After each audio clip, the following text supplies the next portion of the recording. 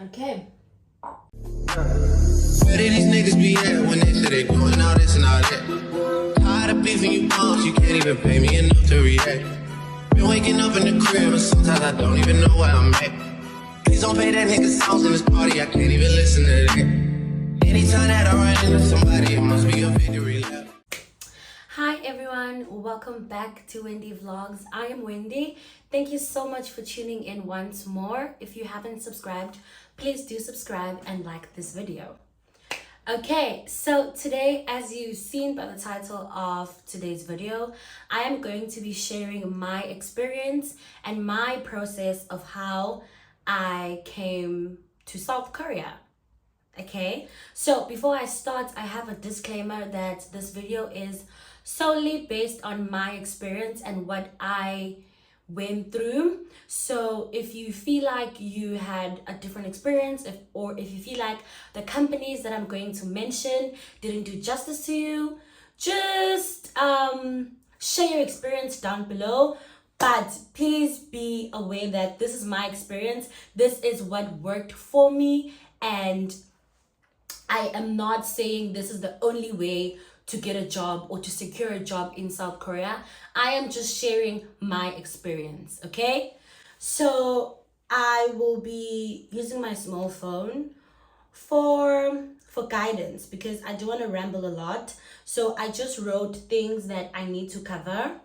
Oh, if you can hear noise, I'm so sorry, it's my washing machine. And if you can hear an echo, I'm shooting in my balcony, so apologies for that, okay? So we are going to cover number one, the documents that you need. Number two, the program that I'm under and the agency that I used. And number three, decor and Sakwa. And number four, how long the process took me. So the process of from applying to the process of documents to, finally coming to South Korea. And the last one, we will share how much I spent. It's all worth it at the end, trust and believe. So, first things first, the documents that you need to secure a teaching job in South Korea or in any other countries in Asia, because I know China also has some positions of teaching, Thailand, South Korea, basically almost all the Asian countries, okay? But this video will be directly for South Korea. So these are the documents that you need. Number one, you need a completed application form and a picture, a passport picture. So when you're about to apply, you need to have a passport picture on your phone because most people apply electronically. But if you're not going to apply electronically and you're going to print your application form, then you need your passport, one color passport picture, okay? And number two, you need a bachelor's degree, okay? So if you have a bachelor's degree in anything, then you qualify to come and teach English in South Korea. It can be anything from engineering to law to IT. If it's a degree, you qualify. Also, I forgot to mention that the Epik program has specific countries that they allow to work with. So you need to check if your country is eligible, and please click the link on my description box for that. Okay. Number three, you need original sealed transcripts. So when you have a degree, you get transcripts, right? You need to go back to university and ask for 2 original sealed transcripts of your results. Transcripts are your academic results. They need to be sealed and stamped with the university stamp, okay? And number four, you need a CRC. So a CRC is a criminal record certificate. So that thing you get in the police station, I will specify more as you go through the video. But you need your CRC. And another one, you need 2 letters of recommendation from your professional sources. So professional sources can be your lecturer from university, your employee, your ex-employee, anyone that you have worked with, and anyone that knows you from a professional side can give you a recommendation letter. And you need your passport information. So when you have a passport, another thing, you need a passport. Major. You can't complete your application without a passport, okay? Because you need to attach the page of your passport. You need to attach it to your application, okay? So you need your passport. And another one, you need your English education proof.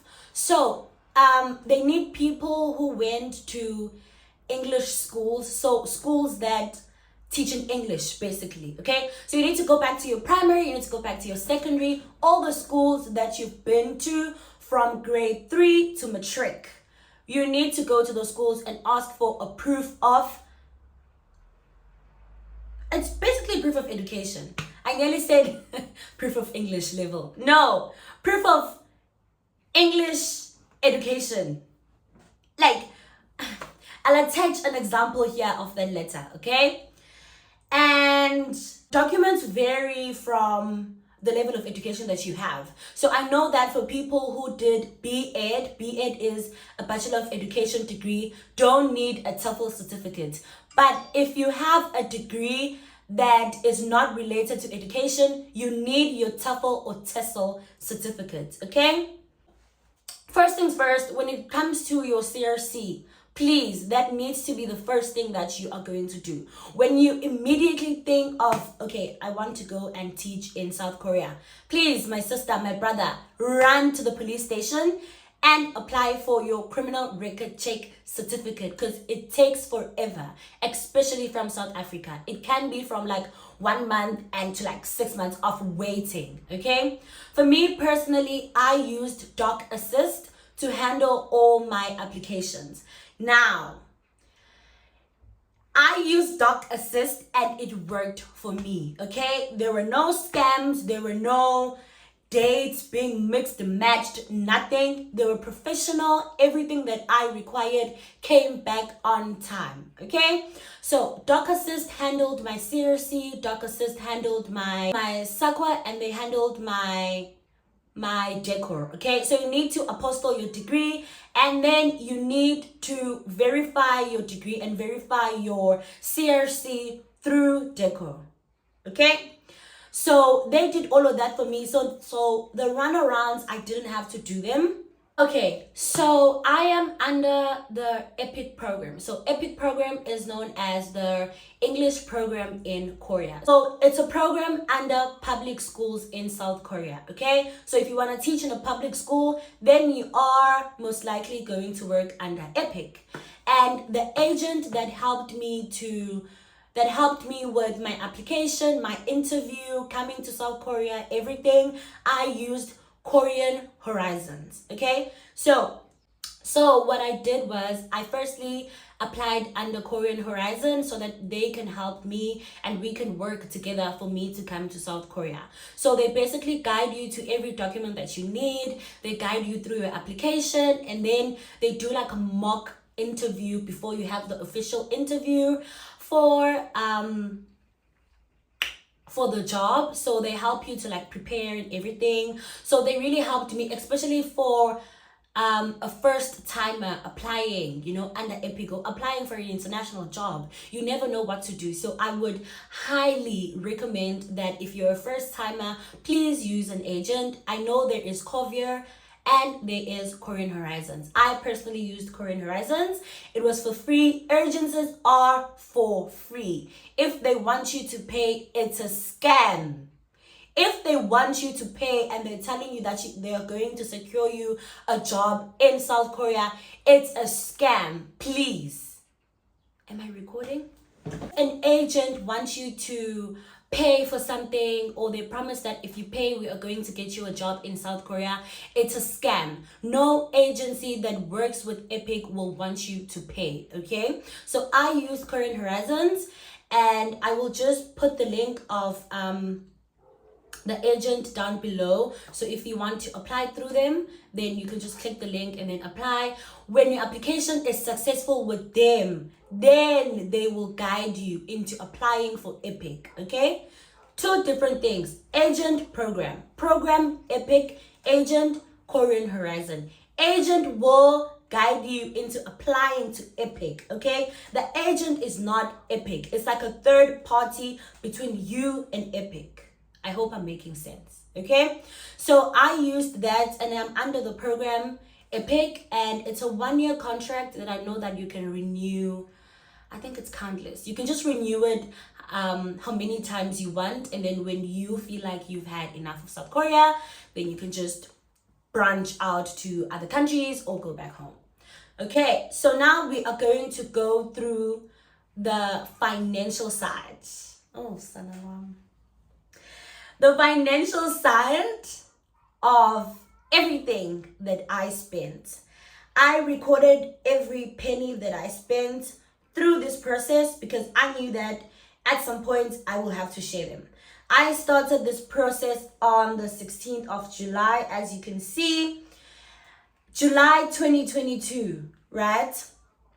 So the first thing that I did, I paid 160,000 rands. 1,000 rands. 1,000, guys, I'm used to saying 1,000 once, so the 1,000 is just not. I'm so sorry. The first thing I paid was the 160, 160 years. Why is it South Africa? Oh my Lord. I paid 160 for my criminal record check at the police station, and then I needed to pay 610, 10, oh my Lord. And then I needed to pay 610 rands for my SACWA qualification checking thing. Guguti, is my qualification original? Is it, to be approved? And then number 3, I paid Doc Assist. So as I mentioned in the video, I was using Doc Assist, and they were the company that basically collected all my documents for me, made sure that I have all the documents on time. Doc Assist, I paid them 1,930 to collect my police clearance, to collect my SACWA, to help me notarize my PCC, and to go to DECO and collect to DECO and deliver all the documents to my house. All of that for them to do, it was 1,930, okay? And then I needed transcripts from my university. I went to UKZN. At that time, it was 100 rand, but now I know that the transcripts are like 105 rand, and they want the 5 rand by fire. By fire, by force, they want the 5 rand. So I paid 100 rand for 1 transcript, and then I needed to courier all my documents. So the PCC, SACWA, DECO, degree, transcripts, all the documents that I mentioned, I needed to courier them, like actual documents, to come to South Korea. So I needed to courier the documents to Korean Horizons, my agent. Then they were going to check the documents, see if everything is okay. Then they were going to send them to Epik, the actual program. Okay, so that was 760. I used DHL, and that was 760. I forgot to mention that before you courier your documents and everything, the agent will help you to apply for the job to Epik. When you pass the interview and when you pass your application, then will you need your documents. So the only thing that you need for your application to go through is your passport and your 2 letters of recommendations. After you have passed your interview and after you have secured a job, then the documents of your degree and everything else, you will have to courier them to South Korea to your agent. Then the agent needs to courier the documents to Epik, the company or the program that you're going to be working under. Okay, so for couriering my documents, I used DHL, and it was 760 basically. And then my passport pictures, because I needed 2 passport pictures to go with the actual documents, I paid 60 rands. The TB X-ray for your visa. So now when you have couriered the physical documents to Epik, so you need to prepare the documents you need for traveling, right? So you need your visa. My visa was 1,250, but because I stayed in Durban, I needed to courier the documents of the visa. So all in all, I spent 1,600 on my visa. Then for the visa, you need a TB X-ray, right? To get a TB X-ray, you need to see a doctor, a GP. So that was 620. To get the X-ray reports, that is 520. Also, the TB X-ray varies from the hospital. I went to Epik Hospital and it was 520. I know that when you go to Joburg, you can get cheaper or expensive hospitals. So please do check that out. Guys, I know it's a lot of money. Even me, I'm sitting here and I'm in disbelief of the amount of money that I spent in order to even get to South Korea. I get the documents part, but to get here, no. It's a lot. And then to collect my visa, as I mentioned, I stayed in Durban. The embassy is in Pretoria, so they needed to courier the visa to me. So that was an additional 180. And then my flight price, so now I have the visa. My documents are approved. Everything is okay. I need to book the flight, right? I've secured the job and everything. My flight from Durban to South Korea using Qatar Airways was 12,200 rands.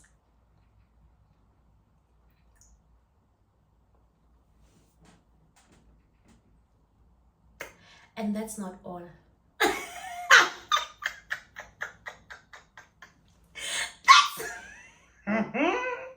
That's not all.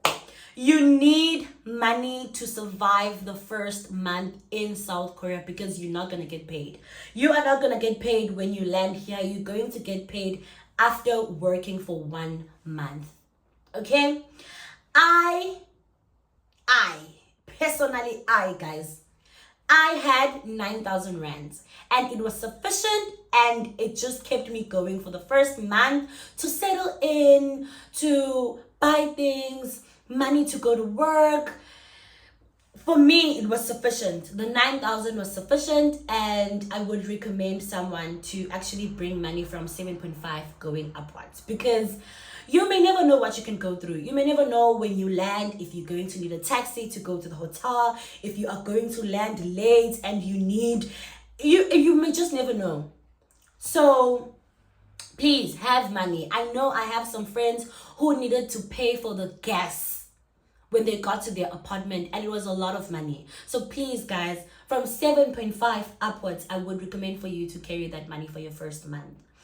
And then money I spent on preparation, right? So when you land a job in South Korea, you will need to buy specific things that you know that you won't get in South Korea. I'm a lady. Products, hair products, skin products, sanitary pads, bras, because I'm a bigger girl. It was a lot. I needed now to have money to prepare forth, to venture to this new journey. If you don't have suitcases. If you don't have warm clothes, because if you're coming in February, you're coming during the winter. If you're coming in August, it's going to be, I think it's autumn. So it's not going to be that cold. But I came in February and it was hella cold. So I needed to buy coats. I needed to come geared up. That is another money. In all that, I spent 6,000. 6,000. Tagama.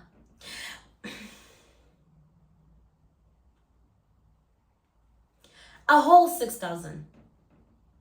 Hey. So, all in all, let's see how much I spent. I've actually never calculated. I'm just going to calculate now and then I'm going to tell you guys the money, like the money all in all. I calculated the price off screen and all in all I spent 33,940 rands. My application period, okay? So that application period is from when I started to apply for the job to when I landed the job, okay? So if you want to come on the February intake, which is the spring intake, you will start your application the year before. So if, for example, you want to come in 2023, for example, if you want to come in 2024 February, you need to start your application in July 2023. Okay, so I started my application in July 2023, and that's when I applied for my agent, and that's when I needed to start my application to Epik, right? And then from July, August, I needed to start preparing all my documents.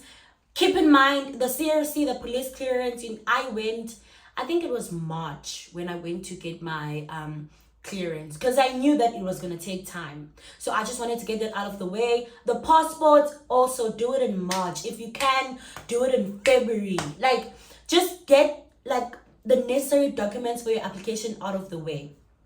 And then my deco and my sakwa, I started in August. They took around about a month. So in October, I think the end of October, I got my documents. And then October 25, I think it was October 25, that's when I had my interview now with Epik, because I passed my application phase. Then they shortlisted me into getting an interview. Then that's when I had my interview. And then 3 days after, they replied and said I secured the job. So I got the job. Now I needed to courier my documents, right? So I couriered my documents using DHL, and it took 7 days. Yeah, 7 days from South Africa to South Korea. And then after the 7 days, so now it's November, right? So I needed to wait for my placement. When you get a job in South Korea, you wait for a placement. A placement means that where are you going to get placed? Like which city, which part of South Korea, right? Waited for my placement. My placement took a lot of time, because usually they place you in like a week. Because my preference was Jeju Island, I needed to wait. I don't know for what reason. I just waited for over three weeks. I know that for sure. I was dying. I was like, why is it taking so long? I kept asking my agent, why is it taking so long? Are there problems? And he was like, he also doesn't know. Epik will communicate everything when they're ready. And it's just frustrating, especially when you're not a patient person. You start overthinking if your preference city was, good for you, or if they don't have space there. And then they finally replied. I think it was November 20 something though. November 20 something, they finally replied, and I was placed in Jeju. And then I started now preparing, for my visa and everything. My visa took like 4 days. My visa took like 4 days. My visa was back. I needed to, now I need to prepare now. I think I started packing in January. And now the anxiety is kicking in. It was a long training experience, but an experience that I would do again, because it's so worth it. Even on the financial side, all the money that you will spend on documents and everything and on the flights, you will get it on your first paycheck. I promise you, you will get the settlement allowance. The settlement allowance is money that you will get just because you came to South Korea. Then you will get your flight money back. I think the flight money is 1.3 million won, which I think in rands, it's about 16,000. It doesn't matter whether you spent 12,000 in your flights or you spent 13,000 in your flights, you will get the 16,000 guaranteed. I think that's it. Yeah, settlement allowance and the flight. And then your pay. Trust me, all that will bring back all the money that you spent. Okay? I hope I covered everything in this video. If you feel like I didn't answer anything, please leave a comment down below and we will talk again. Please make sure that you subscribe and you like this video. Thank you so much for 361 subscribers. I love you guys, and I will see you on my next video. Bye.